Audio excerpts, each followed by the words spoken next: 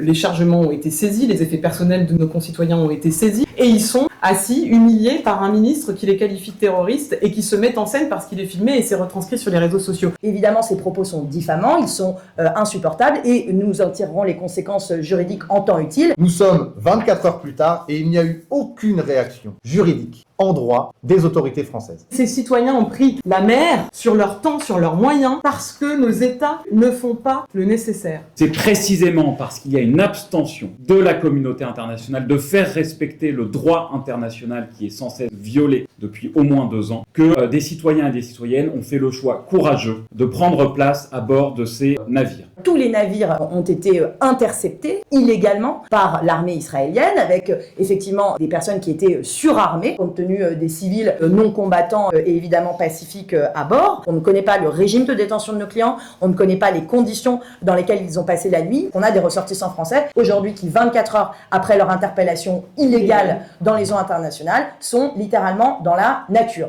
Il n'y a plus de discussion sur la légalité de l'action. Il n'y a pas eu de discussion sur le fait que cette mission humanitaire, elle est pacifique, elle est humanitaire, elle est légale. Là-dessus, il n'y a plus personne, il n'y a plus une voix pour nous dire le contraire. Il n'y a plus non plus de débat sur l'illégalité de l'interception, l'illégalité même de leurs propos pour nous dire ce sont des terroristes, ils sont financés par la branche armée du Hamas. On est venu dire à des citoyens français dont l'action est légale, dont l'action est moralement légitime et qui ont le droit, voire le devoir d'aller briser un blocus israélien illégal. Vous avez aujourd'hui un État français qui sait parfaitement que l'État d'Israël va violer le droit international, qu'elle va le faire violemment contre des citoyens français qui sont dans leur bon droit et malgré cela, le principe qui est adopté par la diplomatie française, c'est de dire ne le faites pas. Noir sur blanc, le ministère des Affaires étrangères français indique, et je le lis, toute attaque avérée contre la flottille constitue une violation grave du droit international et met directement en danger la sécurité des civils à bord. Nous ne pouvons pas continuer à accepter ce double discours.